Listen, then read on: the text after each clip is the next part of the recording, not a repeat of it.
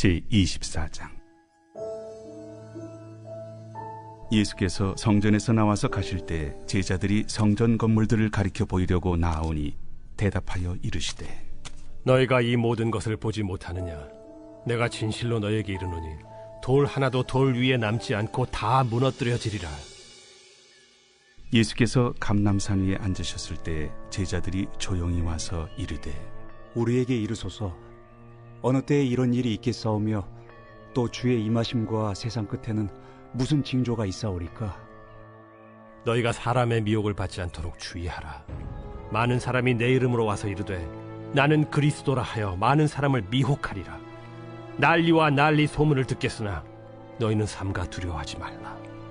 이런 일이 있어야 하되 아직 끝은 아니니라. 민족이 민족을, 나라가 나라를 대적하여 일어나겠고 곳곳에 기근과 지진이 있으리니 이 모든 것은 재난의 시작이니라. 그때 사람들이 너희를 환난에 넘겨주겠으며 너희를 죽이리니 너희가 내 이름 때문에 모든 민족에게 미움을 받으리라. 그때 많은 사람이 실족하게 되어 서로 잡아주고 서로 미워하겠으며 거짓 선지자가 많이 일어나 많은 사람을 미혹하겠으며 불법이 성함으로 많은 사람의 사랑이 식어지리라. 그러나 끝까지 견디는 자는 구원을 얻으리라. 이 천국 복음이 모든 민족에게 증언되기 위하여 온 세상에 전파되리니 그제야 끝이 오리라. 그러므로 너희가 선지자 다니엘이 말한 바 멸망에 가증한 것이 거룩한 곳에 선 것을 보거든 읽는 자는 깨달을진저. 그때 유대에 있는 자들은 산으로 도망할지어다. 지붕 위에 있는 자는 집 안에 있는 물건을 가지러 내려가지 말며 밭에 있는 자는 겉옷을 가지러 뒤로 돌이키지 말지어다. 그날에는 아이벤 자들과 젖 먹이는 자들에게 화가 있으리로다. 너희가 도망하는 일이 겨울에나 안식일에 되지 않도록 기도하라. 이는 그때 큰 환난이 있겠음이라. 창세로부터 지금까지 이런 환난이 없었고 후에도 없으리라. 그날들을 감하지 아니하면 모든 육체가 구원을 얻지 못할 것이나 그러나 택하신 자들을 위하여 그날들을 감하시리라. 그때 사람이 너희에게 말하되 보라, 그리스도가 여기 있다 혹은 저기 있다 하여도 믿지 말라. 거짓 그리스도들과 거짓 선지자들이 일어나 큰 표적과 기사를 보여 할 수만 있으면 택하신 자들도 미혹하리라. 보라, 내가 너희에게 미리 말하였노라. 그러면 사람들이 너희에게 말하되 보라, 그리스도가 광야에 있다 하여도 나가지 말고 보라, 골방에 있다 하여도 믿지 말라. 번개가 동편에서 나서 서편까지 번쩍임같이 인자의 임함도 그러하리라. 주검이 있는 곳에는 독수리들이 모일 것이니라.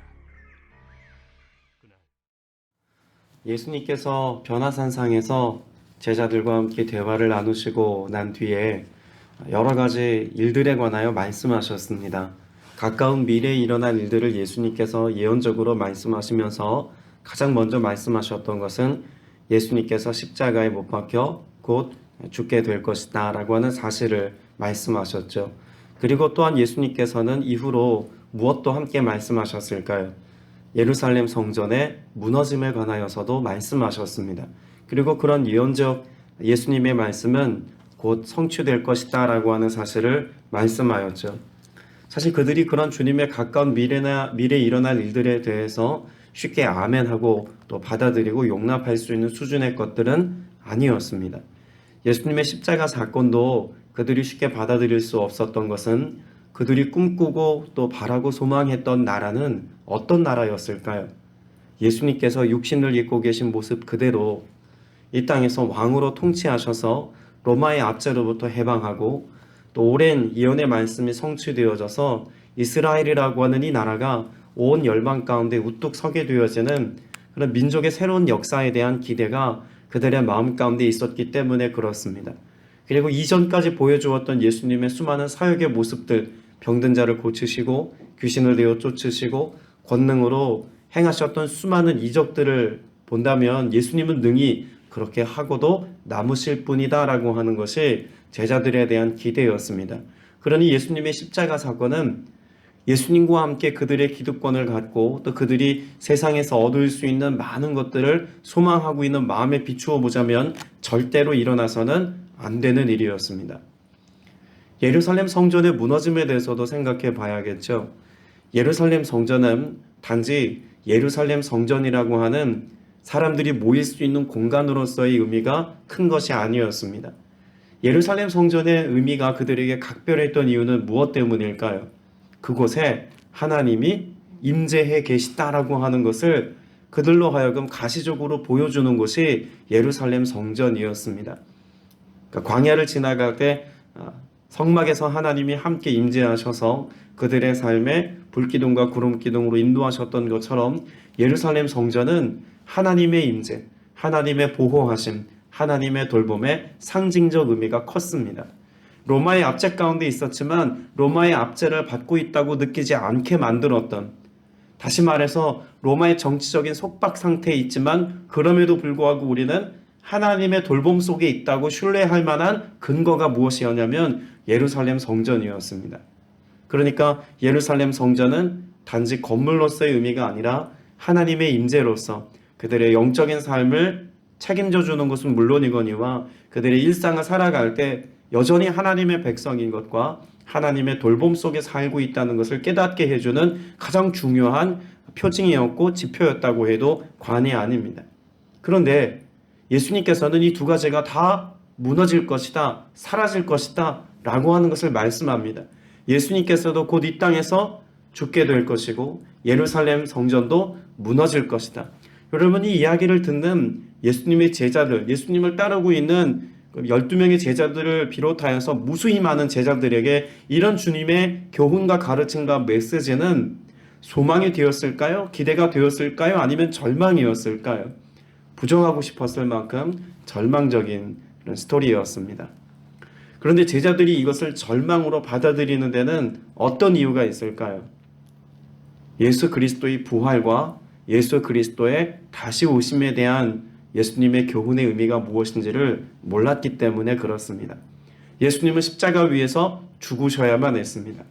그러나 더불어 죽음을 넘어서는 예수 그리스도의 부활의 역사가 있다는 사실, 그리고 그 부활의 주님을 다시 만나게 될 것에 대한 이해가 있고 또 그것에 대한 기대감이 있는 제자들이었다면 예수 그리스도의 십자가의 죽음은 부정하고 싶은 현실이 아니라 기대하는 가까운 미래에 반드시 일어나야 될 일들로 마음 가운데 소망이 되었을 것입니다. 예루살렘 성전의 무너짐, 이것이 갖는 의미는 단지 성전이 무너졌다거나 혹은 파괴되었다거나 그래서 하나님의 임재를 상징하는 어떤 상징이 사라졌다가 아닙니다. 예수님께서 예루살렘 성전을 무너뜨리신 데는 이 성전을 허물고 다른 곳에 성전을 짓겠다는 의미가 있었던 겁니다. 어디에다 성전을 지으시겠다는 겁니까? 한 사람 한 사람 예수 그리스도를 주로 고백하는 믿음의 백성들 그 마음 가운데 성령께서 임재해 계셔서 그 마음에 성전을 지으시겠다라고 했던 예수님의 계획이 있었던 것이죠. 그러나 아직 성령께서 임재하신 은혜의 사건도 경험해 본 바 없고 마음의 성전을 짓는다라고 하는 것이 무엇인지에 대한 가치를 알지 못했던 제자들에게는 예수님의 이와 같은 교훈은 절대로 일어나서는 안 되는 일처럼 여겨질 수밖에 없었다는 것입니다. 그러나 예수 그리스도의 부활 사건 이후에 초대교회 공동체 안에서 끊임없이 소망되었던 한 가지 중요한 가치가 있습니다. 파루시아입니다. 파루시아는 예수 그리스도의 재림, 심판의 주로 이 땅 가운데 다시 오실 예수 그리스도의 재림에 대한 소망을 갖고 살아가는 그리스도인 신앙의 한 형태입니다.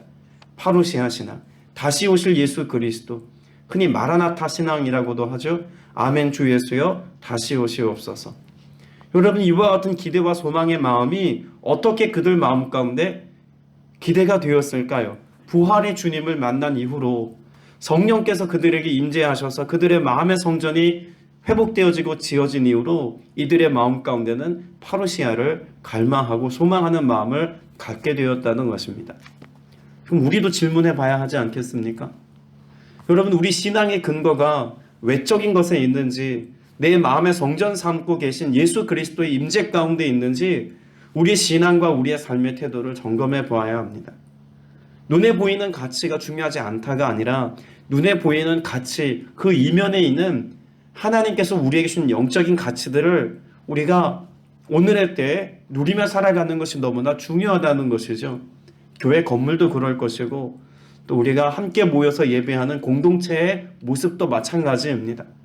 그 이면에 있는 하나님 나라 역사를 우리가 바르게 이해하고 깨닫고 알아서 그 가치를 하나님의 관점에서 생각해 볼 수 있고 하나님의 관점에서 우리가 이것을 해석할 수 있는 능력을 가져야 진정한 그 가치들의 의미를 발견할 수 있다는 것입니다.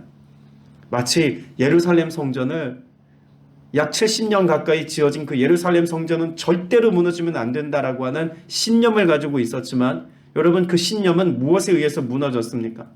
하나님의 비전에 의해서 무너졌습니다. 여러분, 이것을 우리가 생각해 봐야 합니다. 우리에게도 나름의 신념이 있습니다. 반드시 그렇게 되어져야 할 것 같은 나름의 신앙적인 신념도 있고 삶에 대한 신념도 있습니다. 그런데 하나님 말씀하시고 하나님의 뜻이 나의 신념과 일치되지 않는다면 우린 기꺼이 그 위대한 우리의 신념도 무너뜨릴 수 있고 버릴 수 있는 것이 우리의 삶의 모습이어야 하지 않겠습니까? 그것을 삶으로 보여준 인물이 있다면 사도 바울입니다. 그는 율법과 전통, 당시의 학문과 세계관에 관해서 누구보다도 탁월한 이해가 있었던 사람이 바로 사도 바울입니다. 유대인인 동시에 헬라인이었고 율법에 탁월한 동시에 세상의 철학이라고 말할 수 있는 여러 학문과 의술에 능통한 이가 바로 사도 바울이었습니다. 성과 속의 의미를 정확하게 꿰뚫고 있는 사람이라고도 이야기합니다. 사도 바울의 삶이 끊임없이 자신의 삶에 내가 이때까지 쌓아왔던 그런 여러 가지 이해와 지식과 경험들을 가지고 이것을 내가 붙들고 살아야, 내가 이것을 이루며 살아야, 그 율법을 지키는 이와 같은 삶을 내가 살아야 하나님 앞에 옳다고 여겼던 것이 누구 방식입니까? 내가 옳다고 여겼던 내 신념과 내 삶의 방식이었습니다. 그런데 이것이 무너집니다. 언제 무너졌을까요? 예수 그리스도를 다메섹 도상에서 만난 그 순간, 그리고 그가 아나니아라고 하는 사람을 통해서 안수받고 성령께서 그 마음 가운데 임재하셔서 내 안에 하나님의 성전이 지어진 것을 삶으로 경험한 그 순간, 그에게 있어서 중요한 가치는 율법이나 전통이나 경험이나 학문과 지식이나 그 모든 것이 아니었습니다. 오늘 내게 말씀하시는 주님의 음성을 듣고 오늘 나를 이끄시는 그 성령의 인도하심을 따라 살아가는 것이야말로 내 삶 가운데 무엇보다 중요한 삶의 가치라는 것을 그는 알았습니다. 그래서 이전의 것을 그는 무엇과 같이 여겼다고까지 말합니까? 배설물처럼 여겼다고까지 말하고 있지 않습니까? 오늘 우리가 읽은 본문 1절에도 보면 제자들이 무엇을 보고 있습니까? 성전 건물을 그에게 가리켜 보였다라고 말씀하고 있습니다. 성전 건물은 눈에 보이는 것입니다. 그리고 눈에 보이는 그 건물은 아직도 지어지고 있는 상태입니다. 아직 완공도 되지 않은 성전입니다. 그러니 제자들의 눈에 비친 성전은 너무나 화려하고 아름답고 대단해 보였을 것입니다. 오랜 시간 동안 오랜 공을 들여서 그들의 삶 가운데 그 아름다운 성전 지어지는 것을 바라보고 꿈꾸고 소망하는 것은 너무나 당연한 일이었습니다.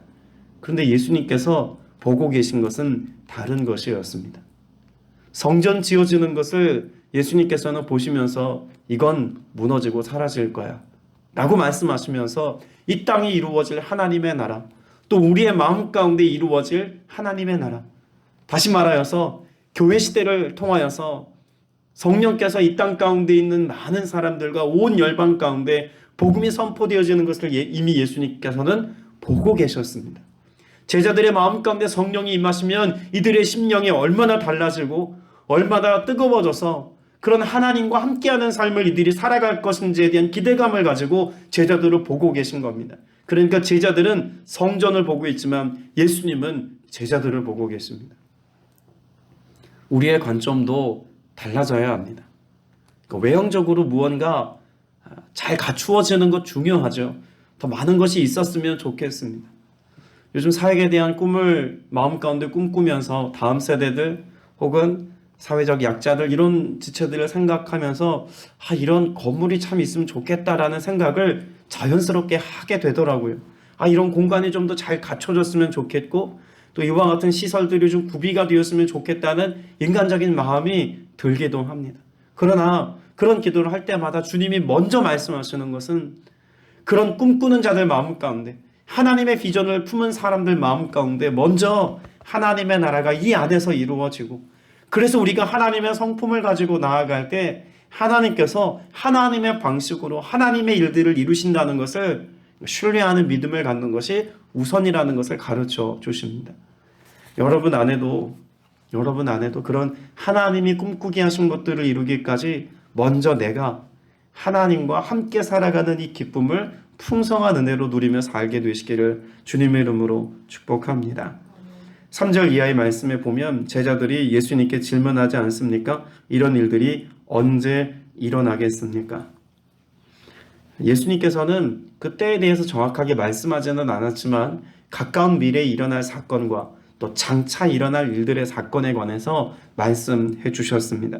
그래서 경계할 것을 말씀하셨고 또 두려워하지 않아야 하고 주의해야 할 것에 관하여서 구체적으로 말씀하십니다. 네, 그런 내용들을 우리가 다 살펴볼 필요는 없을 것 같고 우리가 한 가지 중요한 사실만 오늘 붙잡았으면 좋겠습니다. 6절 후반부에 보면 이런 말씀이 있죠. 이런 일이 반드시 일어나야 한다. 그러나 아직 끝은 아니다 라고 말씀합니다. 경계해야 될 일, 일어나지 않았으면 하는 어떤 일들이 정말 주님의 심판 때문에 주님께서 구원의 역사를 이루시는 한 과정에 의해서 반드시 일어나야 한다고 말씀합니다. 여러분, 역사 속에서 우리가 아무리 부정해도, 우리가 아무리 노력해도 하나님의 시간표는, 구원을 향한 하나님의 시간표는 계속해서 진행되고 있습니다. 이건 반드시 일어날 일들이 있다는 것입니다. 하나님 편에서 필연이라고 말씀하신 일들이 반드시 이루어지고 성취되어져야 할 만한 일들이 있다는 것을 말씀하죠. 그런데 그런 일을 볼 때에 우리가 이게 끝인가? 라고 조바심 낼 필요 없다는 것입니다. 끝에 관해서는 분명히 하나님이 뭐라고 말씀하셨습니까? 분명히 그 끝에 예수 그리스도의 오심에 관한 그 은혜의 사건은 모든 이들이 알 만큼 확실한 일들로 경험될 것이다 라고 하는 것을 27절에서 말씀하고 있습니다. 번개가 동쪽에서 나서 서쪽에서 번쩍이듯이 인자가 오는 것도 그러할 것이다.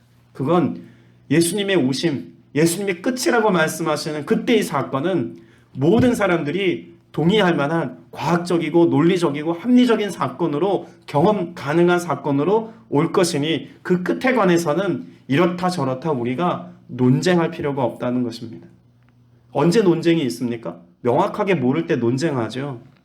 명확하게 그것을 알 수 없을 때 희미하거나 어떤 특정한 사람들만이 일부 이해했을 때 이것을 가지고 무엇이 옳으니 그른지를 따져 묻는 것이지, 모든 사람이 동의하는 어떤 사건에 관해서는 논쟁이 필요 없습니다. 파루시아, 예수 그리스도의 다시 오심의 재림의 때의 사건은 모든 사람이 보편적으로 알만한 사건으로 경험될 것이다 라고 예수님이 이미 말씀하셨습니다. 자, 그런데 그런 끝에 관해서 제자들이 질문했지만 예수님의 관점은 끝에 있지 않습니다. 예수님의 관점은 어디 있을까요? 재난의 시작과 끝 사이를 살고 있는 이 역사의 시간에 관하여 예수님의 관심이 있습니다. 그 끝을 향해서 달려가고 있는 인생들이지만 이미 시작된 심판, 그러나 아직 오지 않은 그런 예수 그리스도의 재림의 때까지 우리가 어떻게 살 것인가, 여기에 초점을 두고 살아가는 것이 우리의 관심이 되어야 한다고 주님은 제자들의 관심을 그 끝에서 그 끝에 이르기 직전까지 우리의 삶의 모습으로 옮겨놓고 있습니다. 주님이 오늘을 살아가는 우리에게도 분명 두 가지 관점을 다 가져야 합니다. 우리가 이 땅에서의 삶을 마치고 가게 될 하나님의 나라에 대한 비전을 가지고 있어야겠죠. 그에 대한 확실한 믿음을 가지고 살아가는 것도 중요합니다. 그러나 우리의 삶은 또 어디를 향해 있어야 합니까? 오늘이라고 하는 우리가 살고 있는 지금의 때에 하나님이 오늘 나에게 원하시는 삶을 살아가는 것이 너무나 중요합니다. 오늘 하나님의 말씀하시는 세미한 음성을 들을 수 있어야, 그래야 하나님께서 원하시는 지경을 향해서 믿음의 한 걸음을 내디딜 수 있는 것 아니겠습니까? 우리의 삶의 관심은 교회 안에만 있어서는 안 됩니다. 하나님이 주신 것들을 가지고, 말씀을 가지고 혼탁해지고 혼란스럽고 질서가 깨어진 세상 가운데 하나님이 말씀하신 그 말씀을 선포하고 가르치고 알게 해서 그 세상 속에서 하나님의 공의와 하나님의 뜻이 이루어지도록 하는 것이 우리의 소명과 사명임을 우리가 결코 잊지 말아야겠죠. 분명 8절 이하에도 보면 그러나 이런 모든 일의 진통은 시작이다 라고 말씀하고 있습니다. 그 시작에 관한 내용들을 보면 초대교회 성도들이 직면했던 여러 가지 진통들에 관하여서 기록해 두고 있습니다. 환난에 넘겨줄 것이고, 죽임당할 것이고, 미움받을 것이고, 걸려 넘어질 것이고, 서로가 서로를 죽음의 자리에 넘겨줄 것이고, 서로 미워할 것이고, 거짓 예언자들이 일어날 것이고, 많은 사람들이 여기에 미혹될 것이고, 불법이 성하고 많은 사랑이 식어질 것이라고 말씀합니다. 여러분, 이것은 시작입니다. 그럼 예수 그리스도께서 부활하시고 난 이후 그 제자 공동체를 통해서 교회가 탄생되어지는 그 즈음부터 계속해서 진행되어지고 있는 일, 시작부터 끝없이 일어났던 일들이 뭐라는 겁니까? 8절 이하에 기록되어져 있는 환난의 시작과 더불어 일어나고 있는 일들입니다. 그리고 이런 일들은 지금도 일어나고 있습니다. 그럼 이건 보편적으로 일어날 수 있는 그런 영적인 도전들이다라고 하는 것을 우리가 알 수 있지 않습니까? 그럼 마치 우리가 믿음의 삶을 살아갈 때 이와 같은 현상을 경험하는 것은 너무나 당연한 일일 것이다라고 이미 예언적으로 예수님이 가르쳐 주신 것이죠. 그러면 이런 일들이 일어날 거야라고 하는 메시지가 중요한 것이기도 하지만 그보다 더 중요한 것은 무엇일까요? 13절에 보면 그와 같은 일들이 일어날 때에 우리가 어떻게 살아야 할지에 대해서 말씀합니다. 그러나 뭐 하는 사람은 끝까지 견디는 사람은 구원을 얻을 것이다. 예수님의 관심은 여전히 어디 있습니까? 구원에 있습니다. 환난이 있어도, 죽음에 넘겨지는 일들이 있어도, 어떤 세상에 대한 도전이 우리 가운데 있다고 할지라도 이것 가운데 우리에게 주신 예수 그리스도의 믿음의 가치를 결코 포기하지 않고 잘 지켜 믿음으로 견뎌내는 사람, 그들에게 구원이 있을 것이다. 그러면 예수님께서 하시고자 하시는 말씀은 그 파루시아, 그 끝날에 있을 그 어떤 때와 시작된 재난 사이에 우리가 무엇을 이루는 삶을 살아야 한다고 말씀하고 있는 겁니까? 구원의 역사를 이루고 하나님께서 일으키신 구원의 역사, 하나님 나라를 통해서, 하나님 나라 운동을 통해서 온 열방과 세계 가운데 복음이 선포되어지고 구원의 역사가 일어나는 일에 우리가 헌신되어지기를 주님은 기뻐하시고 이것을 원하신다는 것을 말씀하고 있는 것입니다.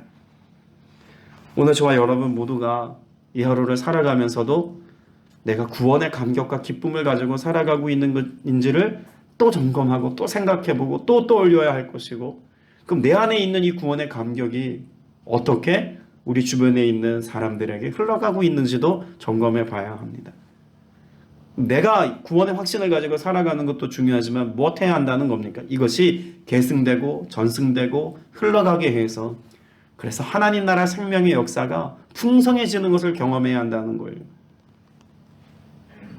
예수님께서 간혹 헐문산을 바라보시면서 말씀하신 예들이 있습니다. 저도 이스라엘 갔을 때 그 헐문산을 보면서 정말 깊이 묵상했던 것 중에 하나가 있습니다. 헐문산은요, 만년설이 있습니다. 그 헐몬산에서는 만년설 때문에 흘러내리는 물의 줄기가 365일 계속 있습니다. 그러니까 얼어있기 때문에 얼어있는 그 정점에서부터 조금씩이라도 물이 녹아서 흐르는 지점이 있다는 거죠. 그러면 그 헐몬산에서부터 흘러나오는 그 물이 줄기가 어디에 모일까요? 갈릴리 호수에 모입니다.